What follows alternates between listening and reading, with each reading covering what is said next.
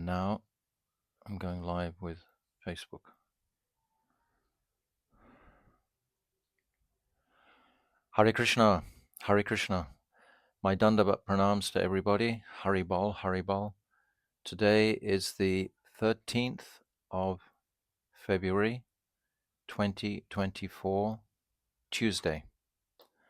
A wonderful day here in Godrum Dweep, sitting in the place of Srila Bhaktivinoda Thakur. And we're going to be reading our Jaiva Dharma.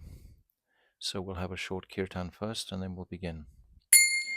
Jaya Radha Madhava Jaya Kunja Bihari Jaya Radha Madhava Jaya Kunja Bihari O Jaya Radha Madhava Jaya Kunja Bihari Jaya Radha Madhava Jaya Kunja Bihari Jaya Gopi Janavallabha Jaya Girivardhari Jaya Girivardhari Jaya Gopi Janavallabha Jaya Girivardhari Jaya Girivardhari Yashodanandana Braja Janaranjana Shodanandana Braja Yashodanandana Braja Janaranjana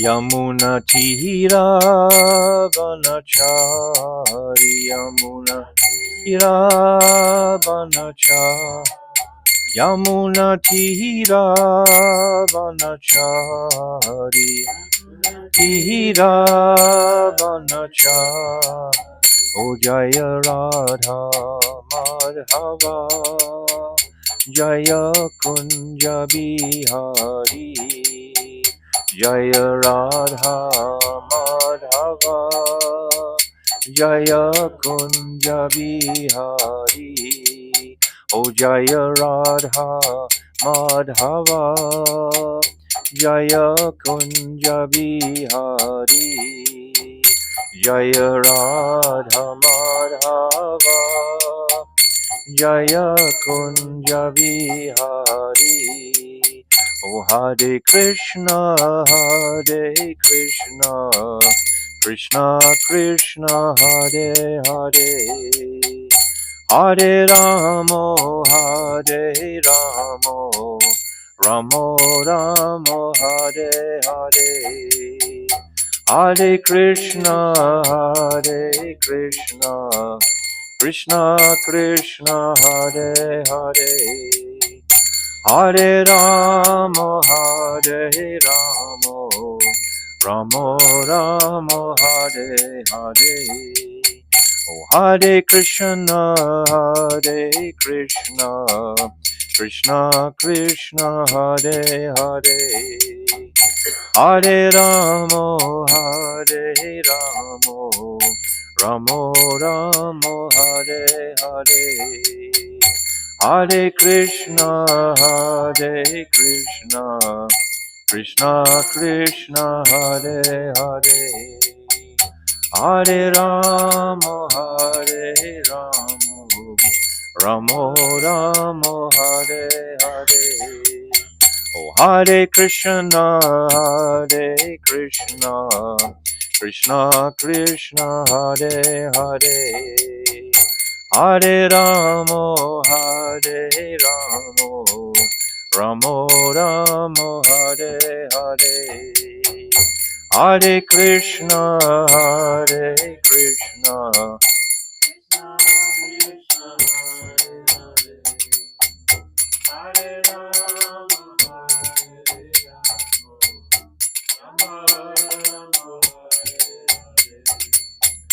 Hare Krishna, Hare Krishna, Krishna Krishna, Hare Hare, Hare Ramo, Hare Ramo, Ramo Ramo, Hare Hare, Hare Krishna, Hare Krishna, Krishna Krishna, Hare Hare, Hare Ramo, Hare Ramo, Ramo Ramo, Hare Hare. Oh, Hare Krishna, Hare Krishna, Krishna Krishna, Hare Hare, Hare Ramo, Hare Ramo, Ramo Ramo, Hare Hare, Hare Krishna, Hare Krishna, Krishna Krishna, Hare Hare, Hare Ramo, Hare Ramo, Ramo Ramo, Hare Hare. Oh, Hare Krishna, Hare Krishna, Krishna Krishna, Hare Hare, Hare Ramo, Hare Ramo, Ramo Ramo, Hare Hare, Hare Krishna, Hare Krishna, Hare Ramo, Hare Ramo, O Nitai Gaura Hari Bol, Hari Bol, Hari Bol, Gaura Hari Bol.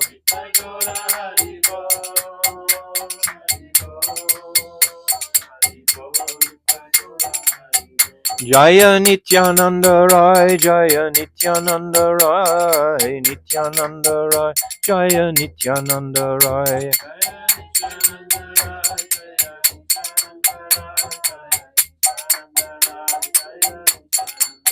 O Jaya Sachinandan, Jaya Gaura Hari, Sachinandan, Jaya Gaura Hari.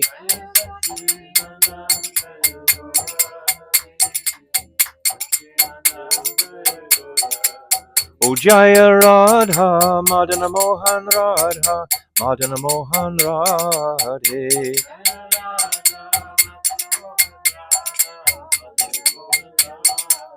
O Jaya Vrishabhanu Nandini Radhe Radhe, Vrishabhanu Nandini Radhe Radhe.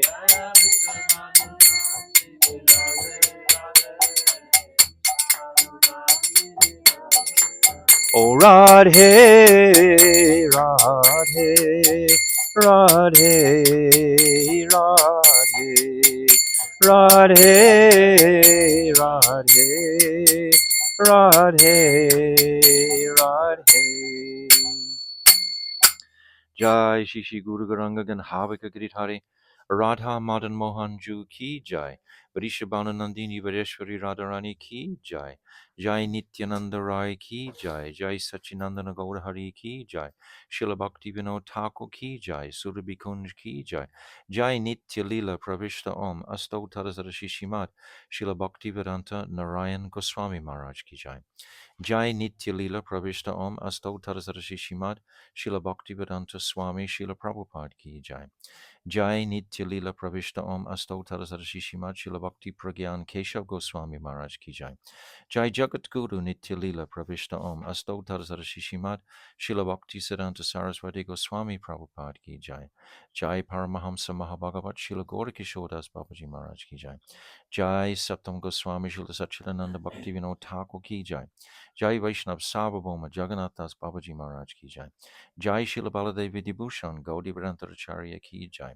Jai Rasik Sirumani Srila Vishnu Chakravarti Thakur Ki Jai Jai Narottam Srinivas Shyamananda Prabhu Treya Ki Jai Jai Srila Krishna's Kaviraj Goswami Ki Jai Jai Shri Rup Sanatan Shibata Raghunath Shri Jiva Gopal Bhattadasa Raghunath Sat Goswami Prabhu's Ki Jai Jai Swarup Damodar Rai Ramananda Gauda Parsada Ki Jai Namacharya Srila Haras Thakur Ki Jai Prem Siga Hosi Krishna Chaitanya Prabhu Nityananda Shri Advaita Gadadhar Shivasari Shri Gaura Bhakta Vrinda Ki Jai. Shri Antadvip Mayapur Simantadvip Gaudamdip Madhudip Koladip Ritujit Janadip Modamdip Rududip Atmaka Navadvip Dham Ki Jai. Shri Radha Krishna Gopa Gopi Go Govardhan Dwarasavan Matmika Brajamandal Ki Jai. Radha Kun Shama Kun Jamuna Devi Ganga Devi Tulsi Devi Bhakti Devi Ki Jai, Shrimati Brinda Devi Maharani Ki Jai, Shrimati Yogamaya Punamasi Devi Maharani Ki Jai, Gopishwa Mahadev Ki Jai, Jagannath Baladev Subhadra Sudarshan Chakra Ki Jai, Kitramandal Ki Jai, Sarva Vigna Vinashakari Shina Shingadev Bhagavan Ki Jai, Bhakta Prabha Shri Prahlad Maharaj Ki Jai, Charidam Ki Jai, Chari Sampradaya Ki Jai, Charya Ki Jai, Akara Mat Raj Shri Chaitanya Mat Ki Jai, Keshav Ji Gaudiya Mat Ki Jai, Grantaraj Srimad Bhagavatam Ki Jai, Harinam Sankirtan Ki Jai, Ananta Gauda Vaishnava Vrinda Ki Jai, Samagata Bhakta Vrinda Ki Jai, Gauda Premanande Hari Hari Bol. Om Aginati Mirandasya Gyananjala Shalakaya Chakshu Unmilitam Jena Tasmai Shri Guruve Namaha Guruve Gaurachandraya Radhikaya Tadalaye Krishnaya Krishna Bhaktaya Tadabhaktaya Namo Namaha Priya Sarupe Daita Sarupe Prema Sarupe Sahajabi Rupe Nijana Rupe Prabhueka Rupe Tatana Rupe Swavilasa Rupe Anapita Chirim Chirat Kuruna Vartino Kalo Samarpaitam Unnata Ujvala Rasam Svabhakti Shriam Hari Purata Sundara Dudikatamba Sadipita Sada Hridare Kandare Spuratu Vasachinandanaha Yam Pravajantamana Petiam Apeti Krityam Dvaipaino Viraha Katara Ajuhava Putre Titam Mayatayo Tarabo Vinedustam Sarabhutam Rinimunimanatoshmi Bhaktya Vihina Aparada Lakshay Shiptascha Karmadi Tarangamadye Kripamai Tvam Sharanam Prapana Brinde Namaste Charanarvindam Bhajami Radham Aravinda Netram Smarami Radham Madhurashmitasyam Vadami Radham Karuna Baradram Tato Mamanasti Katyana Kapi Tavaivasmi Najivami Tvaivina Iti Vignaya Radhe Tvam Nayamam Charantikam. I'm first of all offering millions and millions of Dandavat pranams unto the lotus feet of my beloved Gurudev, Nityalila Pravishta Om, Asto Tarasara Shishimad, Srila Bhaktivedanta Narayan Goswami Maharaj.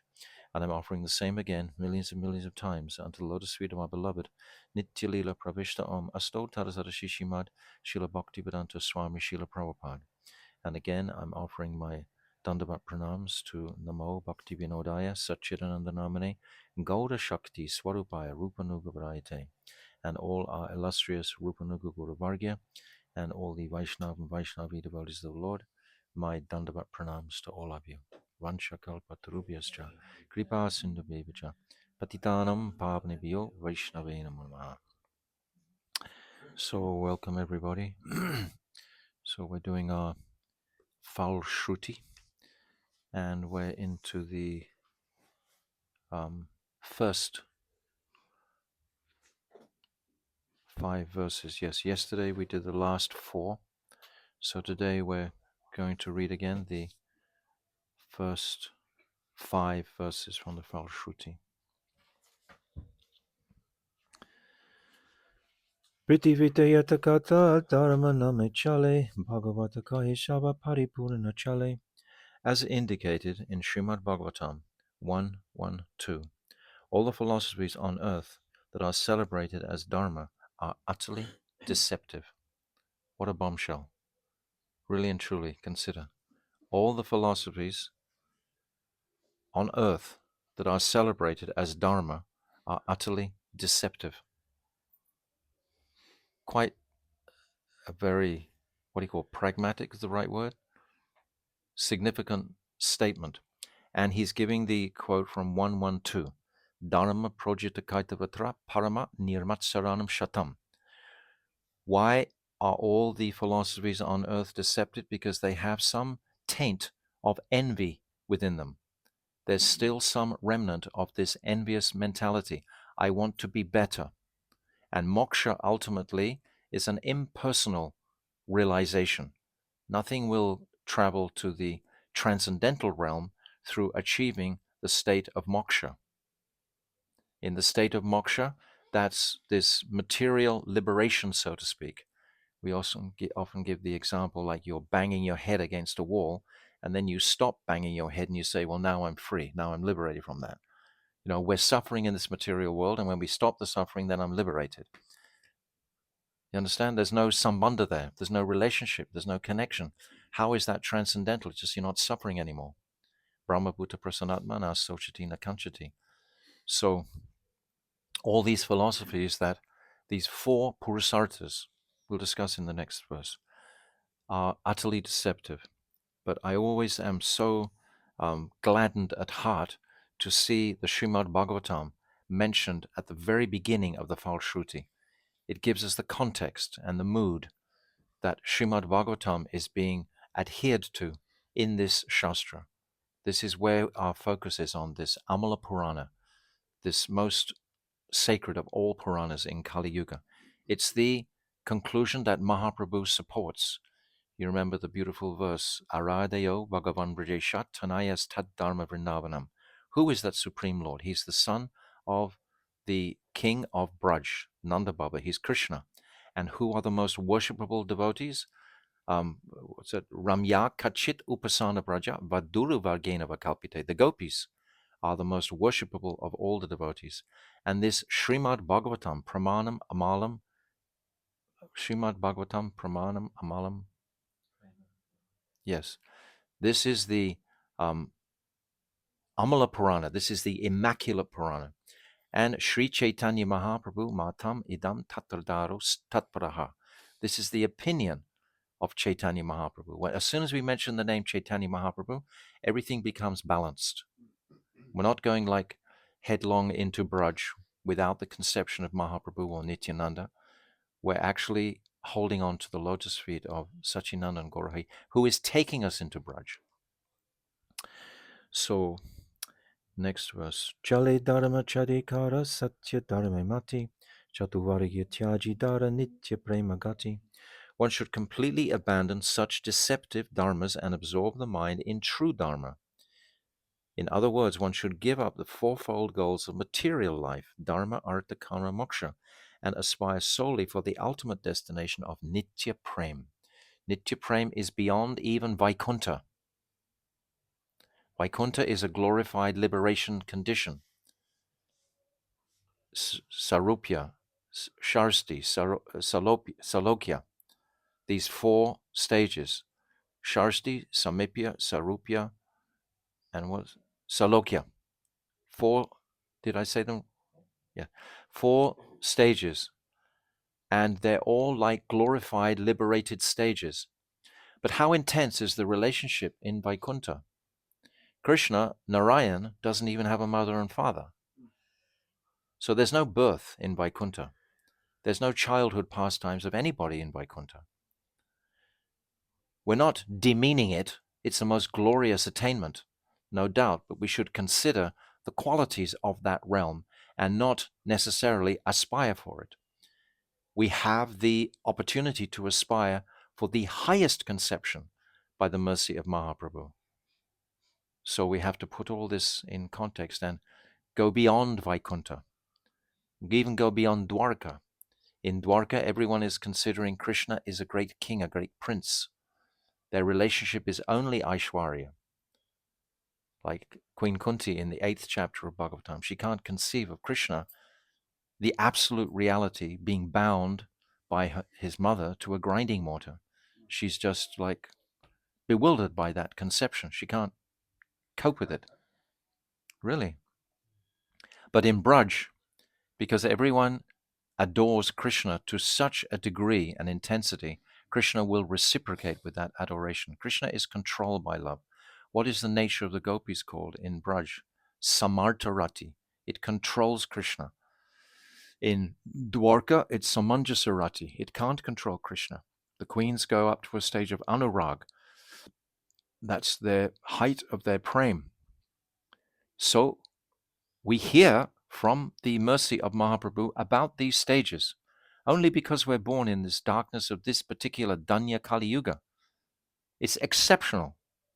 Appreciate your spirit soul has manifested now in this time, in this particular state of consciousness where you can receive Mahaprabhu's gifts, which were never given before in the day of Lord Brahma. So it's phenomenal. Every day we should appreciate how rare it is to actually come in this particular place, and how rare it will be even in the future to remain in this place. I was speaking yesterday, we were talking about Rupa Goswami. The teachings of Rupa Goswami are so selective, and those teachings will take us into Nitya Prem. Specifically, we were saying yesterday how you can't get the gift of Mahaprabhu, which is what? Manjari Bhav, this Swabhakti Shriyam. This is the gift of Mahaprabhu. You can't get it except through another person who has that gift of Manjari Bhav, who are all our Guru Vargya. They are giving this Manjari Bhav. That is the great cherished treasure for this age now. And it's beyond astonishing that somehow or other we've manifested at this time. Amitva mimamsa brahme nija jade buddhi nirvishesha brahma gyanaya chita shuddhi. Those who are deluded identify themselves with matter. That is their error. However, one cannot be purified of such delusion by endeavors for nirvishesh brahm gyan. We see at the very beginning Sannyasi Thakur's coming, and he's a nirvishesh brahm gyani, a brahma gyani, and he's being influenced by Prem Das Babaji. So we are also being influenced by the teachings of Prem Das Babaji towards this rag conception of relationship with Radha and Krishna in Goloka Vrindavan. Ivitrata hina hale nirvishesha hoy, kala simutalya seya aprakata noy. The Mayavadi thinks Sri Krishna to be subject to the limitations of time, such as birth and death, because he can't go beyond material time, the Mayavadi, and considers that he is not transcendental. Thus, he rejects Sri Bhagavan's Vichitrata, astonishing characteristics, paraphernalia, qualities, and lila. All of this Ivitrata, this is all manifestations of Radhika's Shakti and Radhika's potency. It's Radhika's potency that we're looking to connect with. Through this vicious attempt, he is left with the philosophy of Nirvishesh Brahm, impersonal Brahman.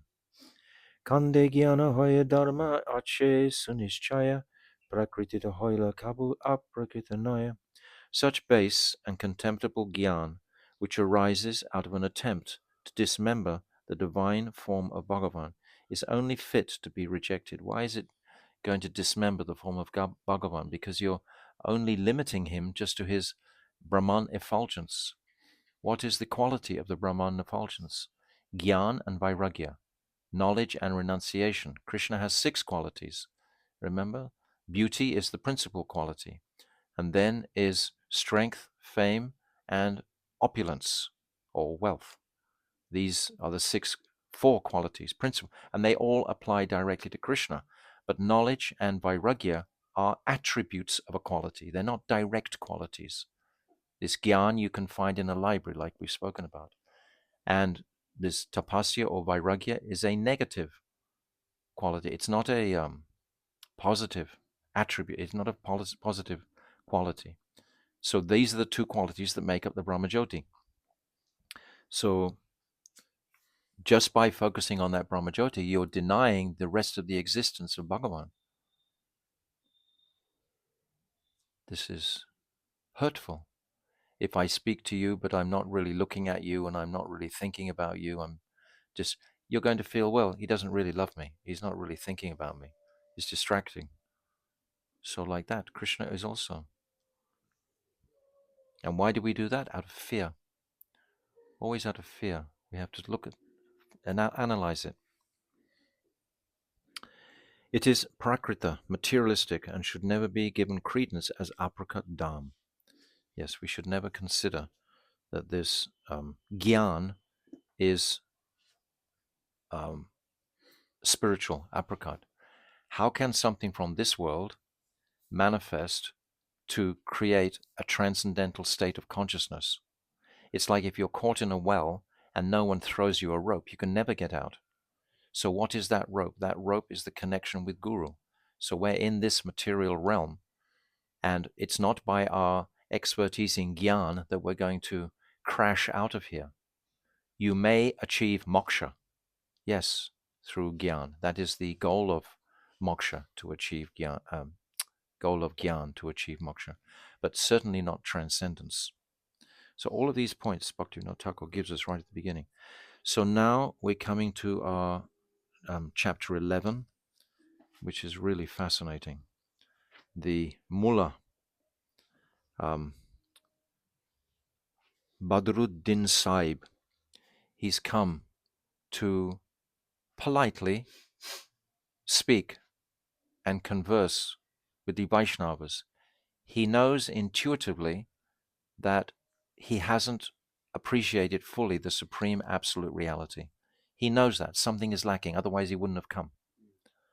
So he's come against all social sort of restrictions, because normally a Muslim wouldn't go and inquire from a Vaishnava.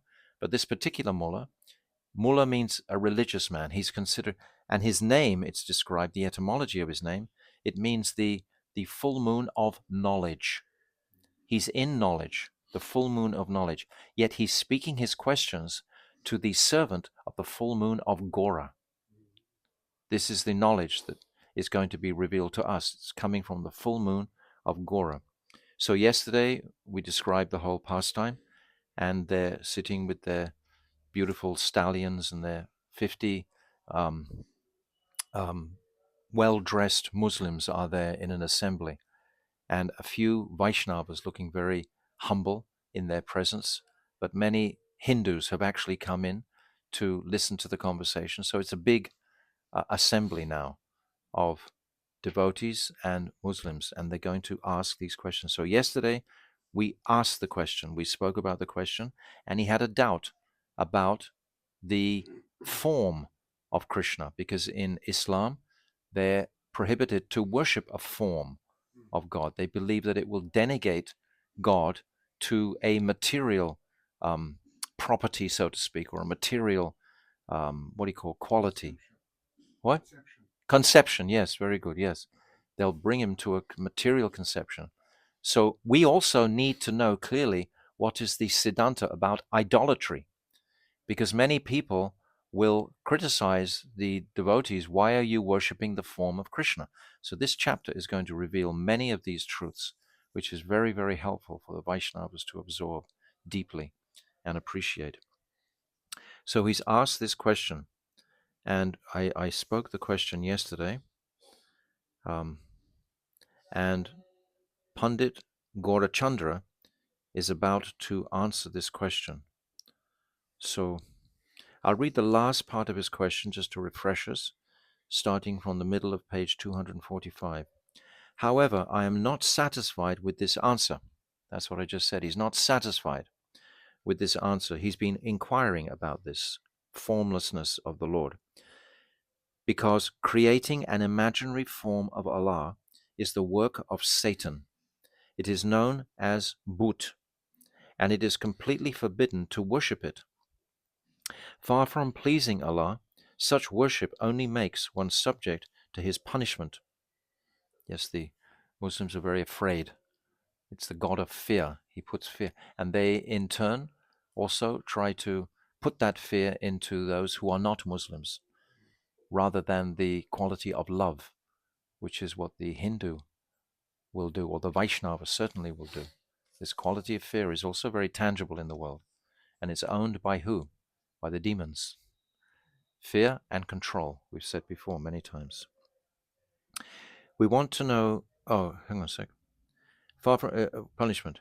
We have heard from your original preceptor, Sri Chaitanya Dev, we have heard that your original preceptor, Sri Chaitanya Dev, corrected all the faults in Hindu Dharma. Yet his Sampradaya also makes provision for worshipping material forms.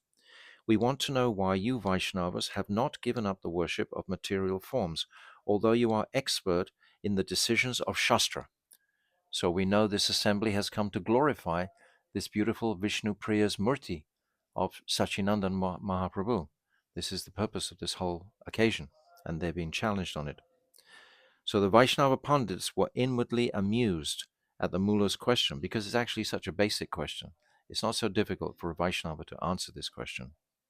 Outwardly they declared, Pandit Gaurachandra Mahashai, kindly give a suitable reply to the mullah's questions. So we just said Gaurachandra means the moon of Gaura is going to confront the moon of religion in the form of the mullah. Pandit Gaurachandra said graciously, as you order, and proceeded to answer the question. Gaurachandra said, he whom you refer to as Allah, we call Bhagavan. The Supreme Lord is one, but he is known by different names in the Quran, the Puranas, and in different countries and languages. Yes, God has different facets that people worship, and they give him a different name. The prime consideration is that the name which expresses all of Supreme Lord's characteristics should be given prominence. So I already explained actually what Bhagavan means, those 6 qualities in full. For this reason, we have greater esteem for the name Bhagavan than the names Allah, which is like Brahm or Paramatma. This Allah originally, because his form is not allowed to be spoken about, therefore this form is considered by the Muslims to be, or Allah is considered to be formless. What is formless? It's the Brahman. Even Paramatma is form. He has a form, but his realization of the Paramatma conception is like an impersonal realization also, because everyone has Paramatma within them. Where's the relationship? Where's the Sambandha? The word Allah refers to that being who has no superior, but we do not consider that greatness or supremacy is the highest characteristic of the Lord. It's very interesting. I think because he's a subtle man, he'll respect what's being spoken now. Rather, the characteristic which evokes the highest degree of wonder, chamakarita, and sweetness, madhuri, is worthy of the utmost regard. How beautiful. This astonishment, this chamatkara, or chamatkarita, is described here. This Bhaktivinoda Thakur saying continuously, this without this achintya bhav, this mood of wonder, nothing will really transpire. Because what is inhibiting this achintya bhav is pride.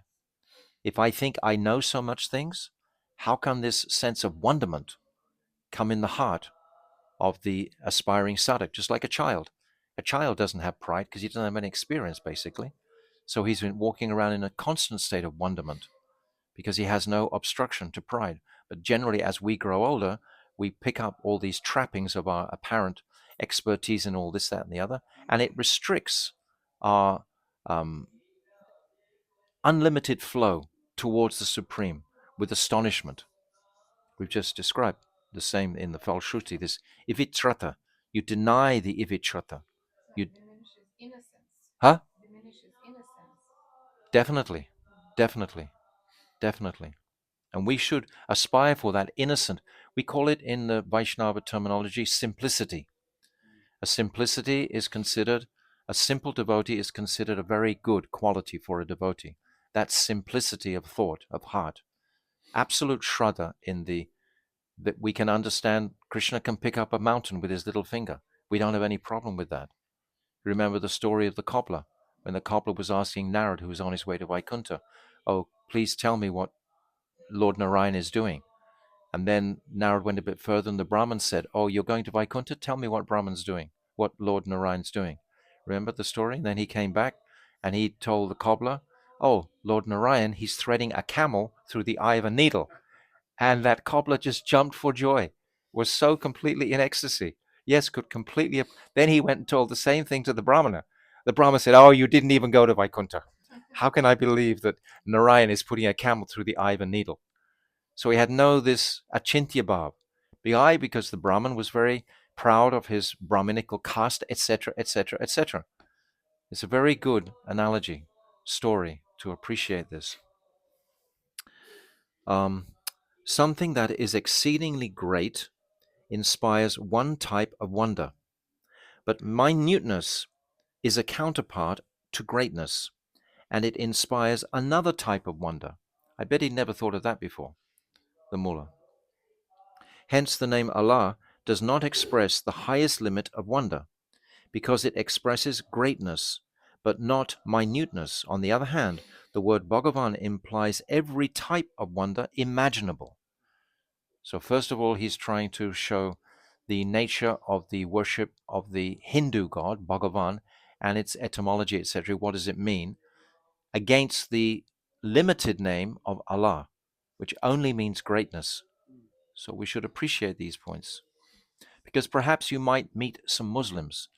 And recently, by Krishna's divine arrangement, I've met so many really, really nice Muslims. They follow very carefully their creed and code. Actually, here, where I live in this Golden Dweep, all of the workmen here, they're all Muslims. And none of them drink and none of them smoke.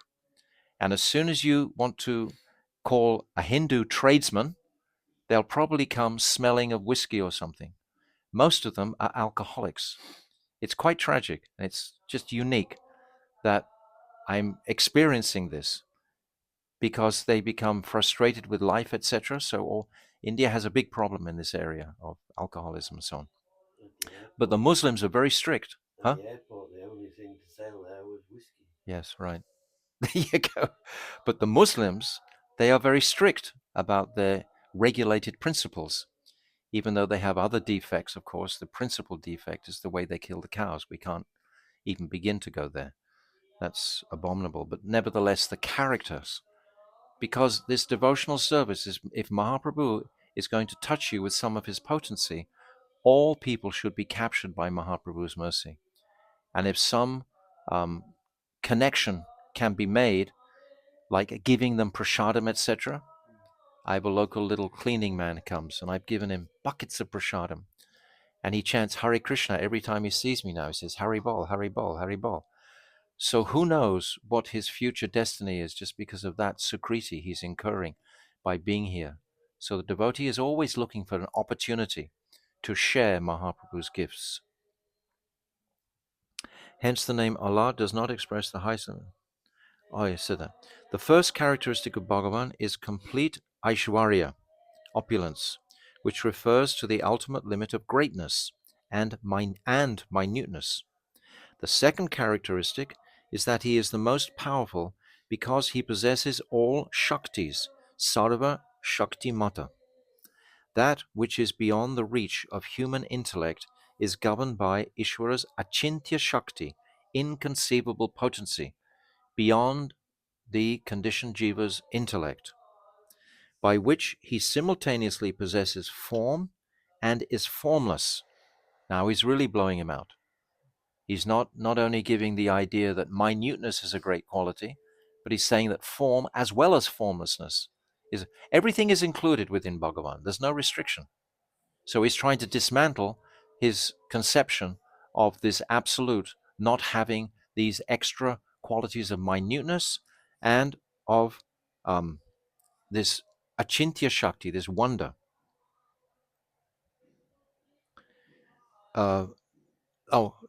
By accepting that he not only doesn't have a form, but he has a form also. If one thinks that Ishvara cannot have a form, one rejects his achintya shakti, by which Bhagavan manifests his external form and pastimes before his bhaktas. How else is Krishna going to touch the hearts of the bhaktas in this world without Thakurji? He will explain. Allah, Brahm, or Paramatma are nirvikar, formless. So they do not have any special, wonderful characteristics. Antaryami within the heart is only a witness. He's never ever going to interfere with the independence of the jiva under any circumstances. He doesn't have that capacity. He's simply a witnessing the activities of the jiva. Antaryami. The third characteristic of Bhagavan is that he is always Mangalamayi, auspicious, and Yashapurna, all famous. Therefore, his pastimes are full of nectar. His fourth characteristic is that he possesses all beauty, Saundarya. and all living beings who are endowed with transcendental vision see him as the most beautiful person.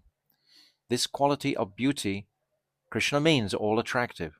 If Krishna manifests by some divine mercy in front of us, the first thing that will melt all of our hearts is his astonishing beauty. That's more captivating than anything else. It's his beauty that will captivate the heart. We think about beauty in this world, and we seeing the beautiful form of a man or the beautiful form of a woman, etc., or something of beauty. And it has the effect of uplifting us when we start to think about beauty in the beautiful forest, the beautiful flower, beautiful river, beautiful ocean. So many examples to cast the eye on the beautiful aspect of Krishna's, and it enlivens the heart, it gladdens the heart immediately. We feel softened by that attraction to the what to speak of Krishna. He softens the heart of all living entities. Bhagavan's fifth characteristic is that he has limitless knowledge, ashesha gyan. This means he is pure, complete, omniscient, and transcendental to mundane matter. That's magnificent to consider. Nothing to do with mundane matter. His form is the very embodiment of consciousness and is beyond all material elements, bhuta. His sixth characteristic is that even though he is the master and controller of all jivas, he is unattached, nirlep, and independent, swatantra, swatantra, swatantra. These are Bhagavan's 6 primary qualities. So remember where this is. If you have a notebook and you're taking notes, remember in this chapter 11, this last paragraph we've read is a very concise description of Krishna's qualities, so beautifully presented. If we're speaking to an impersonalist or a Muslim, etc., like this, and we can remember the gist of these 6 qualities and how to present them in such a way, then you can start to dismantle this impersonal conception, right? By knowing this. Bhagavan has 2 manifestations, his feature of Aishwarya, majesty, and his feature of Madhurya, sweetness. His Madhurya manifestation is the supreme friend of the jivas, and it is that personality known as Krishna or Chaitanya who is the Lord of our hearts. You have said that worshipping some imaginary form of the Lord is worship of material forms, Bhut Parast, Arabic, or Bhut Puja, Sanskrit. And we also agree with that. The Dharma of the Vaishnavas is to worship the fully conscious, eternal deity form of Bhagavan. Therefore, idolatry, Bhut Parast, is not part of the Vaishnava doctrine. Very important to appreciate. Now he's going to explain the nature of the deity form. One should clearly understand that the Vaishnava's worship of the deity is not idolatry. One cannot prohibit deity worship simply because some books forbid idolatry. Everything depends on the quality of faith in the worshipper's heart. The more one's heart can transcend the influence of matter, the more competent one will be to worship the pure form of the deity. As long as we're considering the deity is made of stone or wood or straw or mud, then the deity is not going to manifest its full potency. But when the sadhak has complete shraddha, complete faith in the omniscience of the deity, he's seeing it that way, he's accepting it that way, he's praying in the core of his heart to that Thakurji, then this achintya bhav will flourish in relationship to that deity. Just like we remember the beautiful deity of Tota Gopinath, when Mahaprabhu himself manifested that extraordinary form of Tota Gopinath along with Radha and Lalita Sakhi. This form was so... Even today, we see that same form that Mahaprabhu manifested 500 years ago. I think even someone with a heart of stone or a brain of wood coming in front of Tota Gopinath would be moved by his exquisite beauty. And if they're submissive enough, humble enough to accept this is a form of the Lord, that was actually manifested by the Lord's own hand, then the speciality of that deity will be revealed to him. The more one's heart can transcend the influence of matter, the more competent one will be to worship the pure form of the deity. You are the Mullah Sahib, the chief of Muslim scholars, and your heart may be free from the influence of matter. But what about those of your disciples who are not so learned? Are their hearts free from all thoughts of matter? The more one is absorbed in thoughts of matter, the more he will be implicated in the worship of matter. Beautiful. Understand where he's going. If you're thinking materially, then that's who you're going to be worshipping. Although he may claim that the Lord is formless, his heart is still filled with thoughts of matter. It is very difficult for the general mass of people to worship the pure form of the deity, for such worship is strictly a matter of personal qualification. In other words, only one who has been elevated beyond the influence of matter can transcend thoughts of material form. I sincerely request you to consider this subject carefully. You understand that last part? I read it again. In other words, only one who has been elevated beyond the influence of matter, who chants Hare Krishna, for example, can transcend thoughts of material form. We can appreciate this achintya. I sincerely request you to consider this subject carefully. He's been very, very merciful to this Mullah Sahib. Mullah, I have considered your statement carefully. You say that Bhagavan refers to 6 astonishing attributes of the Supreme, and I have concluded that the Quran Sharif describes the same 6 qualities in relationship to the word Allah. There is no point arguing over the meaning of the word Allah. Allah is Bhagavan. So that's very wonderful. 10 points up for Gaurachandra straight away. Gaurachand, very good. If that is so, you must accept the beauty and opulence of the Supreme Being. It is then admitted that he possesses a splendid form in the spiritual world, which is distinct from the world of mundane matter. This is our divine deity form. Mullah, in our Quran, it is written that the Supreme Entity has a divine, all-conscious form. So we are compelled to accept this fact. All right? They've already got it written in their scripture that he has a divine form. However, any image of that spiritual form is material. They can't put the two together because they're not sufficiently purified to actually connect, because they kill cows in such a horrendous way. They're banned from going in there. However, any image of that spiritual form is material. That is what we call Bhut. The worship of Bhut is not the worship of the Supreme Being. Please tell me your viewpoint on this. You understand the question? Gaurachand. In the Vaishnava Shastras, there is a provision for worshipping the divine spiritual deity form of Bhagavan. For the elevated class of devotees, no prescription has been given to worship material objects composed of earth, water, fire, or other elements. It is said in Srimad Bhagavatam 10:84-13, Yasyatma buddhi knape tri datuke, swadi kala ritushu bome ijya di, yat tirta buddhi, salile na karishcha, janeshva abhijaneshu saeva gokara.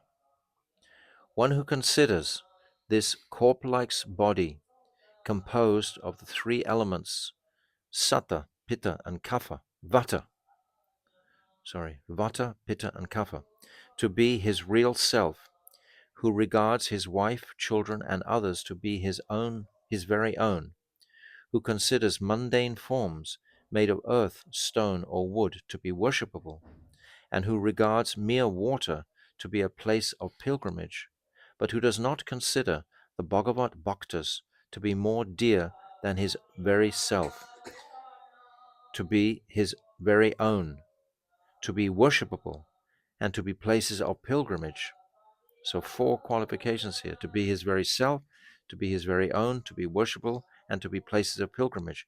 Such a person, though human, is no better than an ass among animals. So he's condemning the worship of matter, and we should worship the elevated bhaktas with all our hearts, because they will contain the direction to the supreme spiritual reality. It is said in the Bhagavad Gita 9.25, Bhutani yatanti bhutejya. Those who worship matter go to the realms of matter. We see from these and many other conclusive statements that there is no basis in Shastra for the worship of dead matter. He wants to understand, wants the mullah to get on the same page here. The Vaishnavas are not worshipping dead matter. Then he'll go to elaborate. There is an important point to consider in this. Human beings have different degrees of qualification according to their knowledge and sanskar. Only those who can understand pure spiritual existence are competent to worship the pure spiritual form of the deity. One's understanding is proportionate to one's development in this regard. Yes, our adhikar, according to our adhikar. If you bring a gross materialist in front of the deity, he's not going to see the deity because his adhikar is practically zero. But if you bring a Vaishnava in front of the deity, they'll weep in great happiness and joy. Those whose spiritual qualification is extremely low cannot understand the pure spiritual state of existence. Even when such people meditate on the Lord within their minds, the form that they imagine is material, and meditating on a material form within the mind is the same as constructing a form of physical elements and regarding it as the Lord's form. Yes, nothing material here. That is why it is beneficial for a person on this level of eligibility to worship the deity. Factually speaking, it would be most inauspicious for the general class of people if there were no worship of deities. When ordinary jivas become inclined towards the service of the Lord, they become despondent. They cannot see the deity form of the Lord before them. In religions where there is no worship of the deity, members who are on a low level of spiritual qualification are highly materialistic and oblivious to Ishvara, or in a state of distraction. Therefore, worship of the deity is the foundation of religion for all humanity. So understand these points, that the deity form is going to remind any pious soul of the presence of the Lord. It's going to inspire them immediately, instantly. This is why here in Bharatvash there are Thakurjis everywhere. Everywhere you go in the big cities and so on, there are so many mandirs and so many different forms of the Lord that people get so inspired by to fulfill their daily obligations, etc., to go through their lives just by worshipping that particular Thakurji.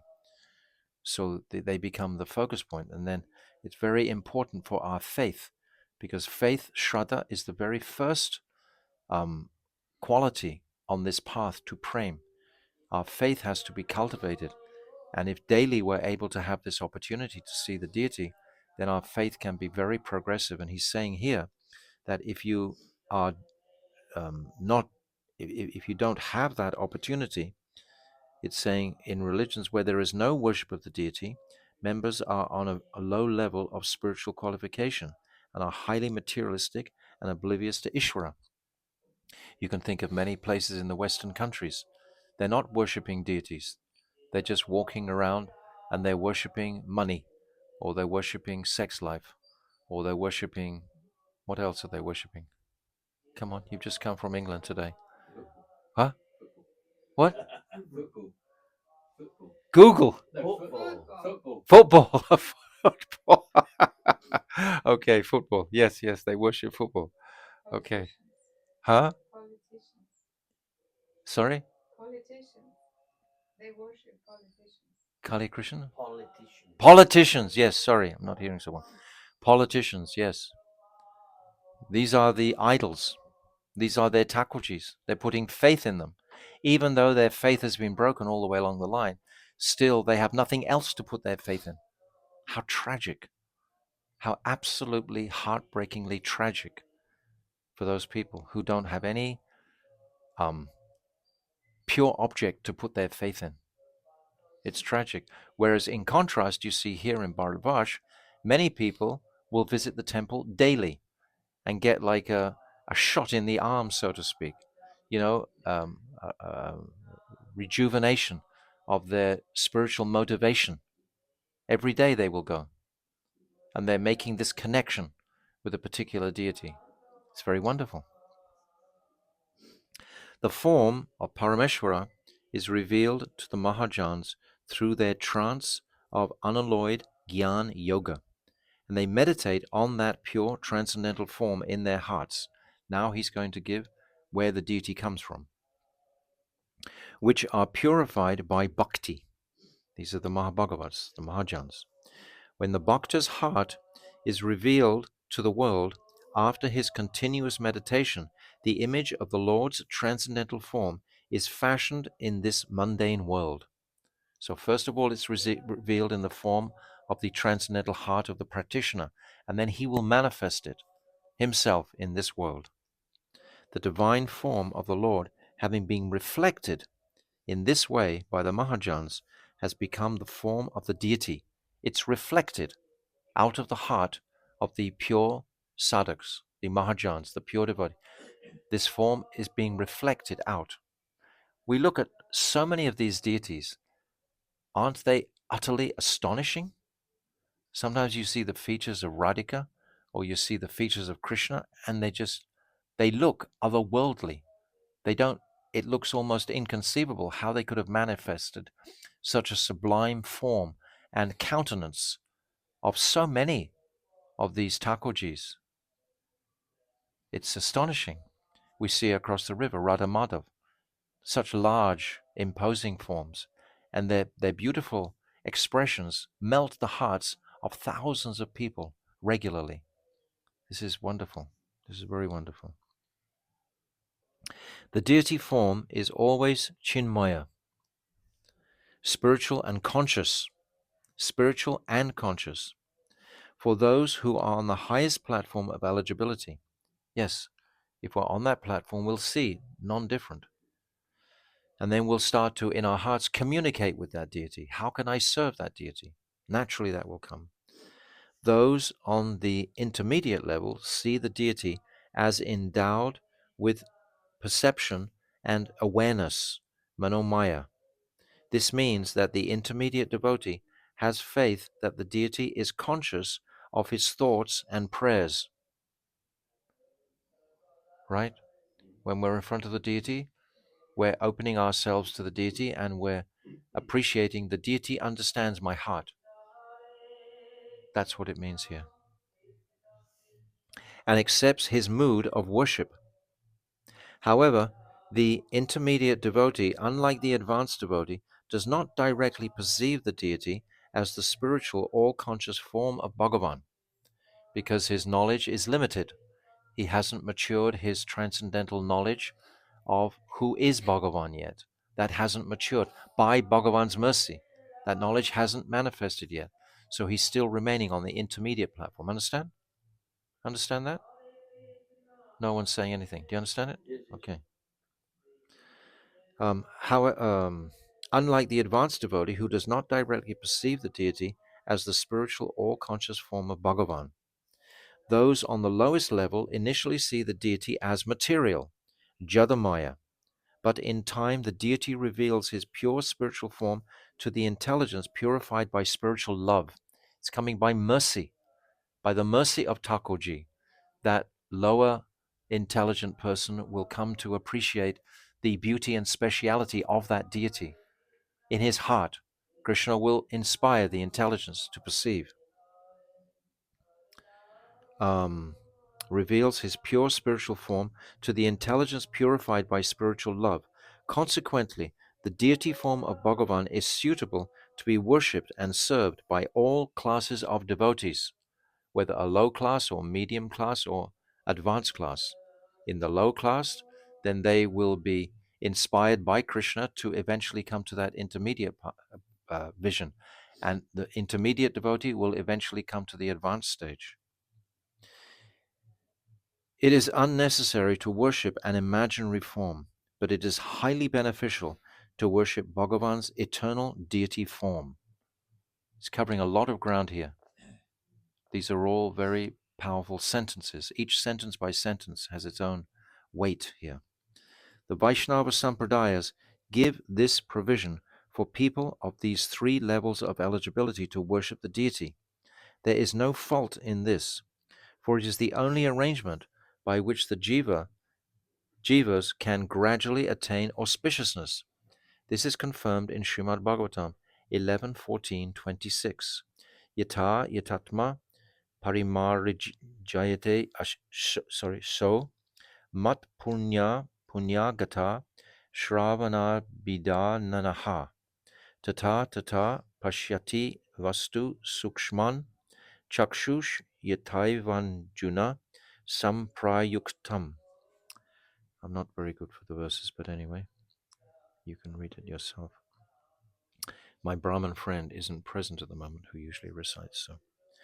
O Uddhav, as the eyes that are treated with therapeutic ointment can see very minute objects, similarly, when the heart is cleansed of material contamination by hearing and reciting the narrations of my supremely pure activities, he can see my subtle, transcendental form, which is beyond the purview of matter.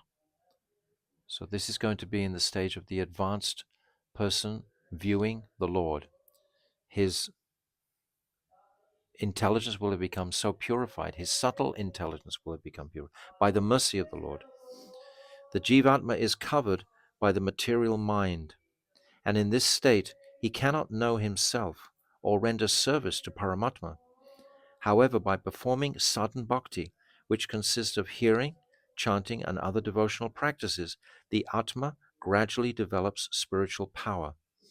As that power increases, material bondage slackens, and the more material bondage is relaxed, the more the soul's own natural function comes into ascendancy.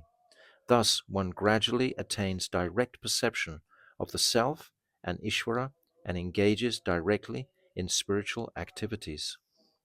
I want to stop here, but I want to reiterate that last paragraph tomorrow, just to read it again. I mean, it's so profound what he's saying. There are so many things here, but I don't want to start to rush through these next paragraphs and sentences, so we'll stop on our hourly basis so that you'll be refreshed and enthusiastic for tomorrow. So, Jaiva Dharma Ki Jai. Do you follow all the teachings? So beautiful, so powerful. He's sitting in front of a Muslim who's sensitive, who's understands the precepts of Mahaprabhu. He's connected with the Chandkazi, in fact, this group of Muslims. So they've had that mercy. That's why they're eligible to come and even question the Vaishnavas.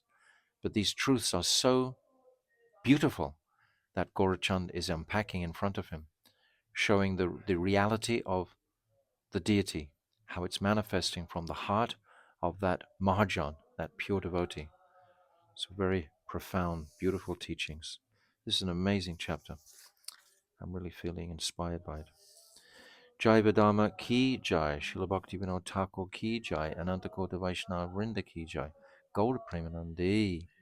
Hare Krishna, Krishna Krishna, Hare Hare, Hare Rama, Rama Rama, Hare Hare, Hare Krishna, Krishna Krishna, Hare Hare, Hare Rama, Rama Rama, Hare Hare, Hare Krishna, Krishna Krishna, Hare Hare, Hare Rama, Ramo Ramo, Hare Hare, Nitai Gaura, Hari Bol, Hari Bol, Hari Bol. Bol, Hari Bol. Nitai Gaura Hari Bol, Hari Bol, Hari Bol, Hari Bol. Gaura Premanandi, Hari Hari Bol. Jaiva Dharma ki jai, Srila Bhaktivinoda Thakur ki jai, Vaishnavas ki jai. Gaura Premanandi, Hari Bol. Vansha Kalpatarubhyascha, Kripa Sindhu Patitanam Pavnibhyo Vaishnavebhyo Namaha.